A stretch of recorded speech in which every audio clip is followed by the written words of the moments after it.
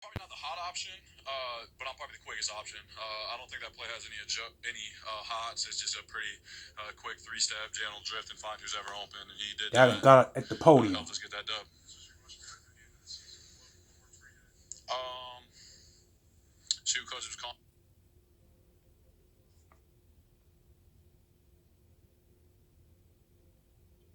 Um, but just like any other week, it doesn't really matter who's getting the ball.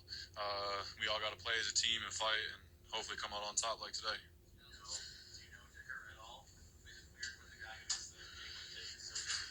Dicker the kicker, man. Nah, he came in. Just like anything, we got a tight knit group, and it doesn't matter who comes in. We're family.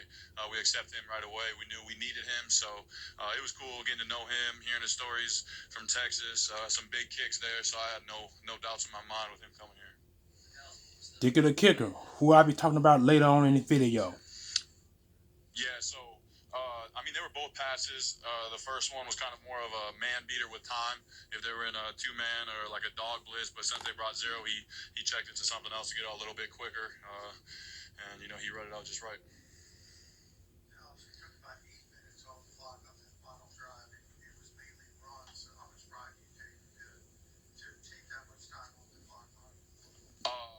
As a whole offense, we take a lot of pride in that. The running game wasn't going great for us in the first half, but when we needed it, we put our foot down and got it done. Kelsey, him coming back out there after his injury, he's a dog. Jack Driscoll played great coming in for Jordan. Sewell, when he was in there, our O-line is just deep and physical and nasty, and it's a lot of fun to play with those guys.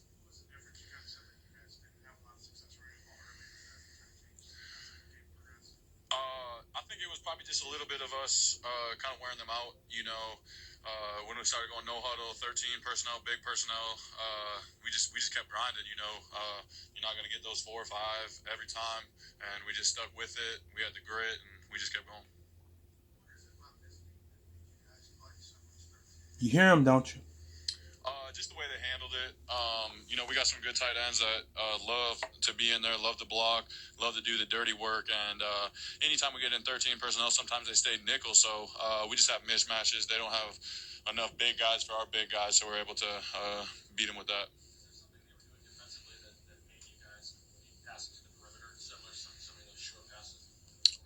Yeah, just the way they played with number 9 Simmons, him blitzing, different things like that. We thought we had good matchups on the perimeters with little screens, getting the ball in our hands quick and letting the playmakers make plays.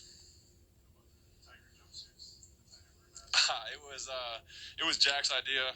Found them on Amazon. They're a great buy. They look great. Glad we won, so I can wear them home on the plane. Thank you, guys. Got our answer, Fran. On the kickoff show, we showed. You heard that in God, did you? Stadium, and he said they got them on Amazon. Will we see? So let me get you some stats in just a few minutes. Let me get you some stats right quick so you guys can get an understanding of how well the Eagles played this game. The game was mighty closer than I actually really wanted to be. But sometimes you gotta win the close games to keep your actually keep your pace. So this is what the Eagles did. And for as the tickets concerned, okay, drives, player stats. Here we go. All right.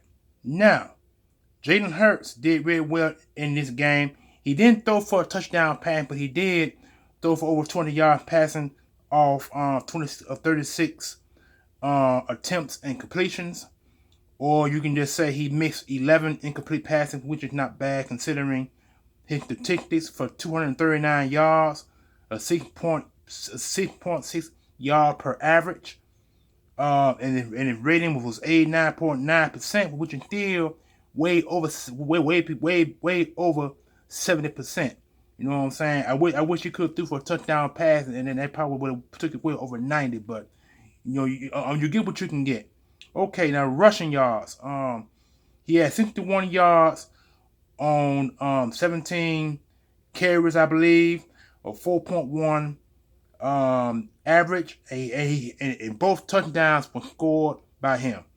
Miles Sanders had 58 yards.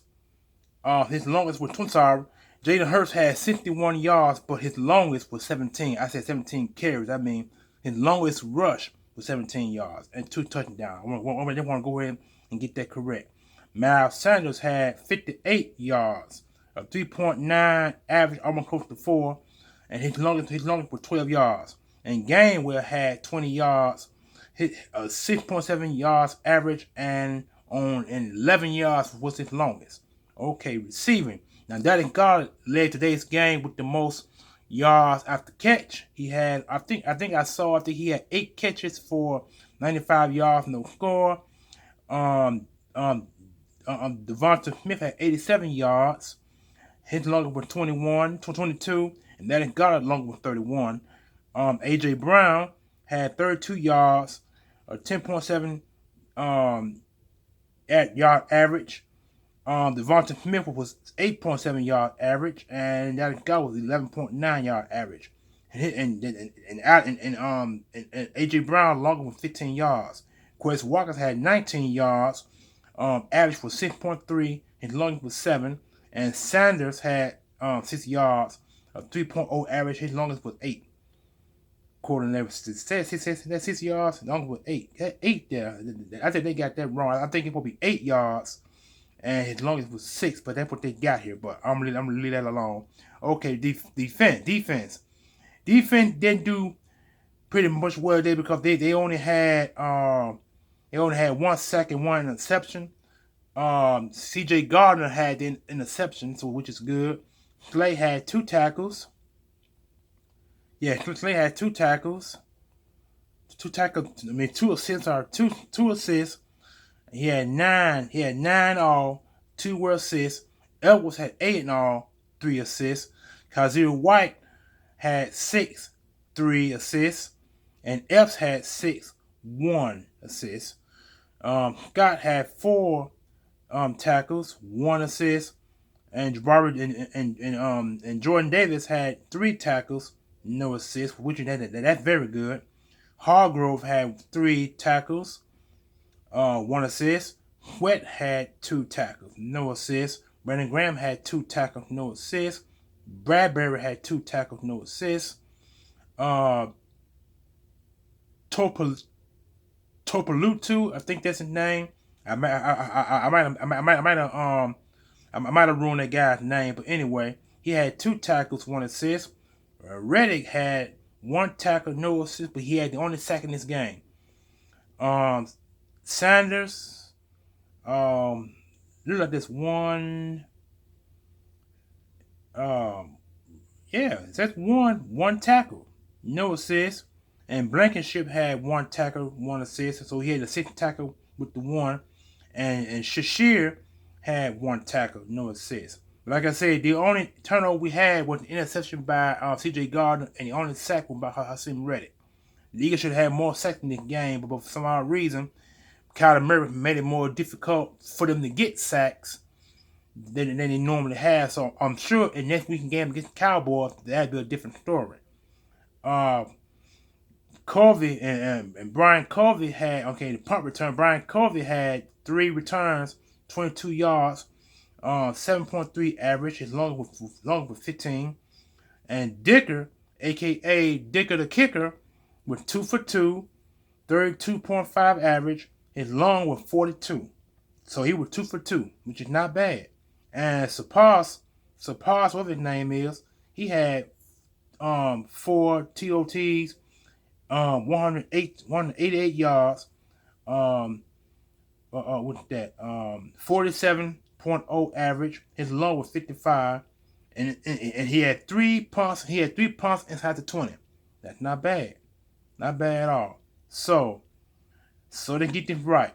Here's your game leaders. I'm talking about the Cardinals and the Eagles. Game leaders. Hurts had 26-36. He had only 11 incompletes. 11 incompletes for 239 yards. And Hurts had 15 attempts for 61 yards, 2 scores. Dallas Goedert had 8 receptions for 95 yards, no score. The Cardinals on the other hand, though, Kyler Murray was 28 for 42, 250 yards. Connor had 9 attempts rushing for 35 yards. and Brown, Hollywood Brown, what they call him, he had 8 receptions for 78 yards, and he had the Cardinals only score. So, only score rushing, I believe. They had one rushing, and they had one, had one, yeah, had one rushing because 17. They had one rushing and one receiving. So that's is pretty much your scores as far as that concern. Um, this was a close game. I mean, there's nothing much you really can say about it. This game was close, very close than what I want it to be, but it is what it is. So you just gotta take the good with the bad. It's one of those moments, you know what I'm saying? So, but we got the win. We're officially 5-0. I'll take it, you know what I'm saying? Because of the fact is the Cardinals are as good as advertised. You give them their credit. They did really well against Jalen Hurts because they sacked Hurts twice in this game. Um, no interception. He threw a pick, but the pick was called back. So in this game, he threw no interception. So thank God for that. Um, so the offensive line was banged up. They had Mailata missing this week's game.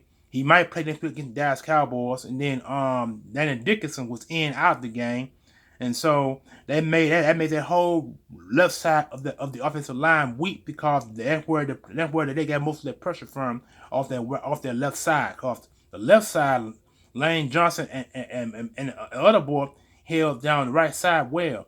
The weak side, the weakest side was the left side because you had your left guard. It was in out of the game, and Mailata didn't play at all in this game. They had Opeta who played right tackle in this game, but I thought they were gonna want to play the other boy too, number 77. But I don't think he played in this game at all. But man, I can tell you, it was one of those games that you had to win. So it is what it is. Hold on just a minute. More stats. Listen. Today's game, but there's enough coaching that can go on with today's game that these guys, like Jalen likes to say at the end of games, we have a standard that we've set, and if we don't play to that standard, then you can't be satisfied. And I guarantee you, he mentioned that in his post-game breakdown with the team. Hey, great to get the W, but we didn't play to our standards today, and getting ready for next week. So that's right. I don't have a problem with that next week. They'll be ready to go.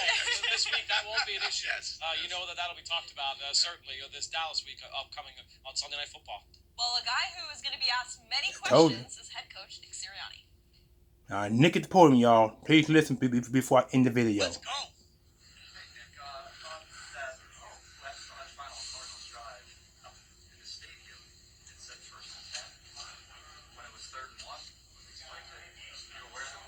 I knew it was fourth and one.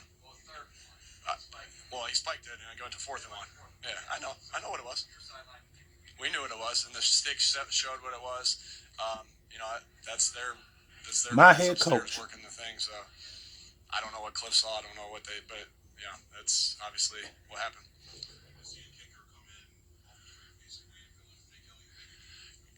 First of all the credit to him. He made the kick in a huge moment, right? And he made another kick in a big moment too, and was perfect on his extra points. But the guys really embraced him, and they put their arms around him, and that's our team. Right? That's our team. They embraced him, made him feel welcome. Dick is a kicker who I forgot to explain. I'm gonna explain him a little bit later on when the video comes to an end. Give me a few minutes. Support, so it just hit a lot of support, and but all the credit goes to him. He hit a big play in the whole special teams unit. I'm quite sure he got the game ball because he kicked the game winning. He kicked the game winner, which was 3 points.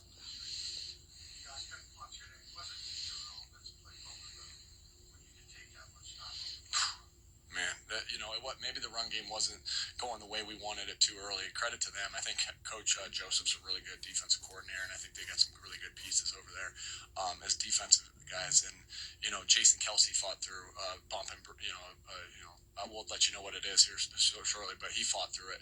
Landon Dickerson fought through it, and we knew that this was going to be a physical game. We knew we had a really physical team. We knew our identity is to be physical, and when we needed to the most, we were. And we didn't. I know we didn't punch it in. They made a good play there on 3rd down, but we just our job as coaches is to lean on our best players, and we jumped on our offensive line's back and rode them down the field. It was really pretty special, and that was. Shane did a great job of calling it. Our offensive line and backs and tight ends did a great job of blocking it up and executing it. Jalen got us into getting it in and out of some plays. Man, I'm really happy for those guys because they're warriors. That offensive line's warriors. Lane is, Isaac is, all those guys. Jack Driscoll, man, I can't say enough about him. That he just keeps stepping into scenarios, right? There's naturally going to be bumps and bruises along the way on the offensive line. It's just so physical in there.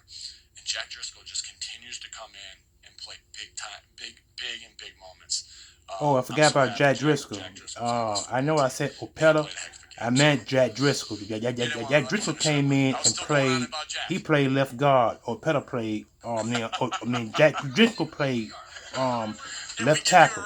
Opeta played right guard, left guard. So I'm sorry, I didn't even get that confused, but he just corrected me right there because in this video I mentioned Opeta at the right tackle and he was not.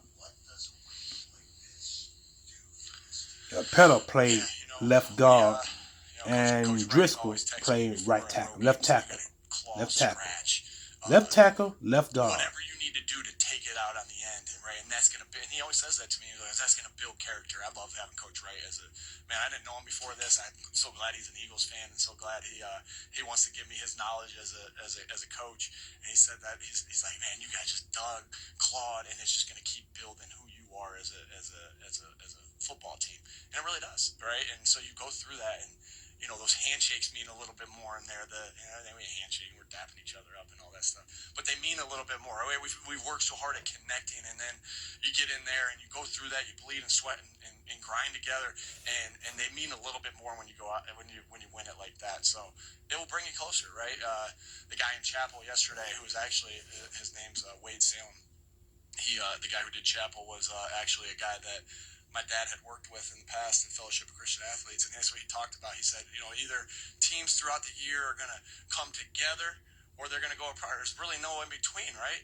And this team is continuing to come together because they love each other, right? They like what's happened with Cam. Like you asked me with Cam, they put their arms around him and welcomed him and made a big play when we needed it. And that's what's special about this team. We just got to keep it going.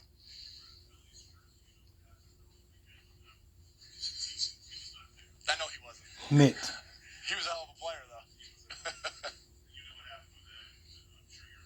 What a great time to be a Philly sports fan, right?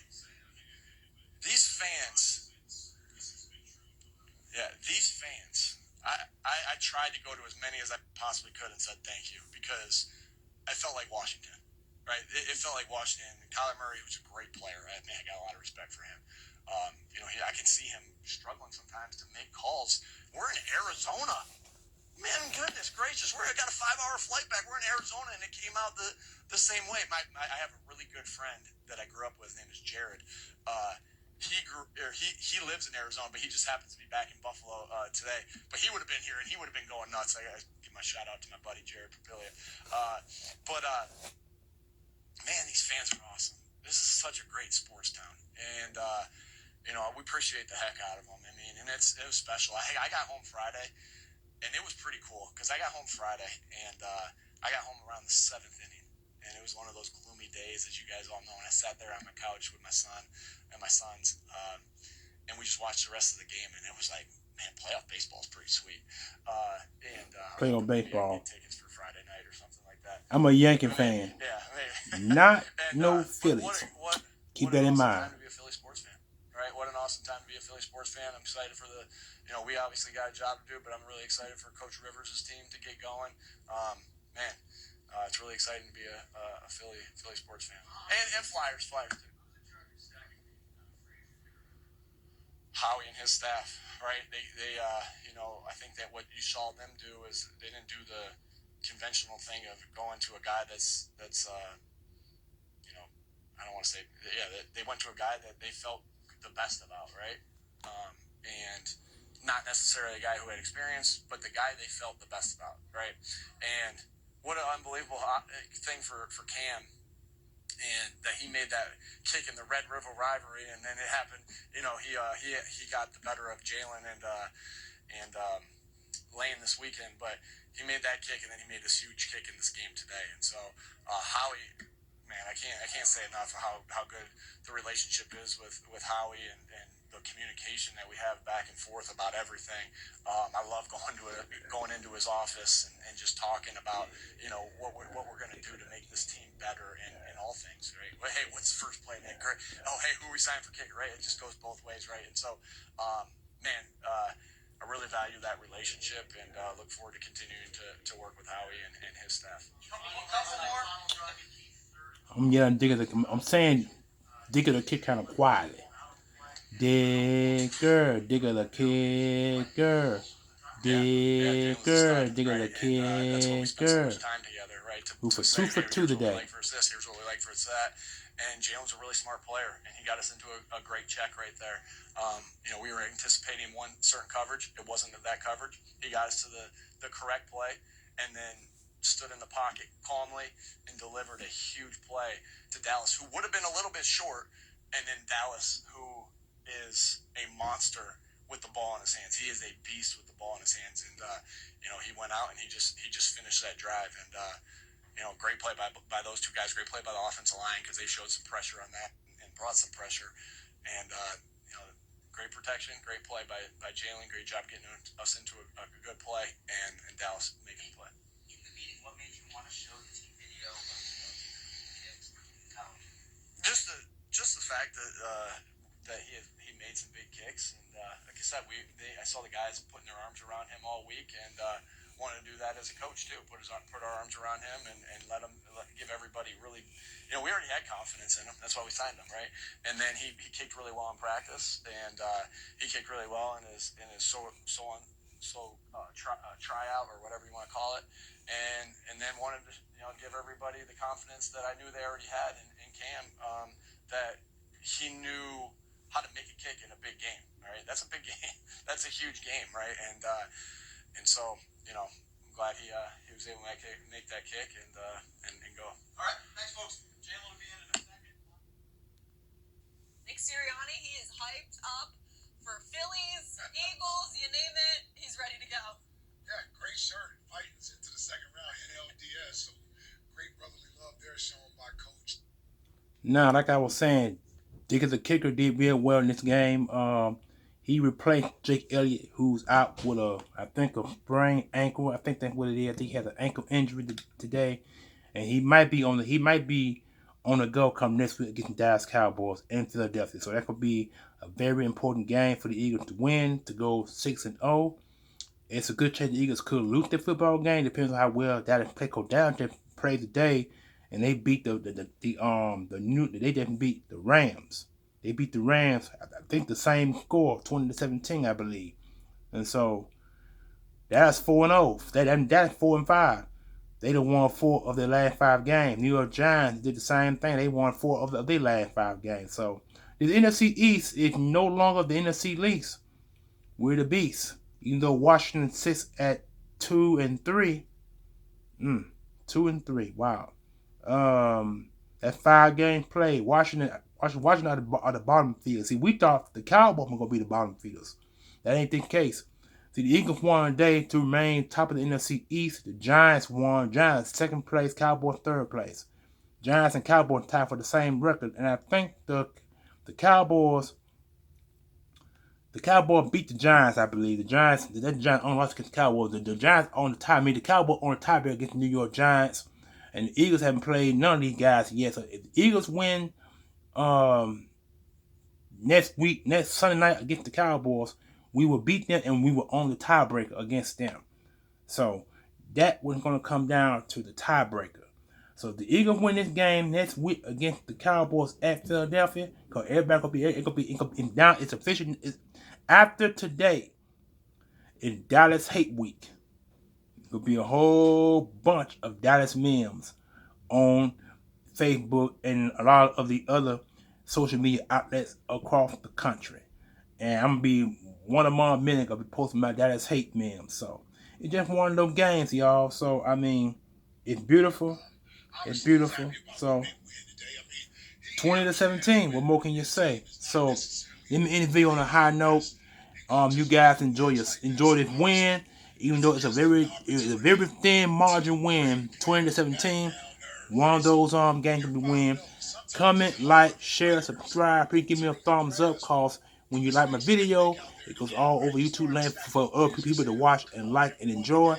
Most importantly, comment in the comment section below and notification bell on top. So when I make a video like this, it gets from me to you for your enjoying place. So when you make that thumbs up, it gets all over YouTube land. So again, it's your boy, the Almighty Green Talent Sporting, the Hassim Reddick jersey, who has the only sack in this game. Holla back, y'all. Peace.